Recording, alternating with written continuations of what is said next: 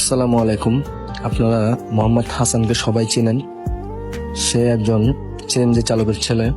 তার বাবা CNG accident করে এখন বর্তমানে ঘরে অসুস্থ অবস্থায় পড়ে আছে। ও এবং ওর চাচা ওর বাবার ওষুধ খরচ চালানোর জন্য মার্কেটে গিয়ে আর্থিক সহযোগিতা তোলে। ও আমাদেরকে বলেছে ওকে যারা সহযোগিতা করবেন তার জন্য ওরা মন প্রাণ দিয়ে দোয়া করবেন। এখন ওদেরকে সাহায্য করার জন্য আপনারা এগিয়ে আসুন।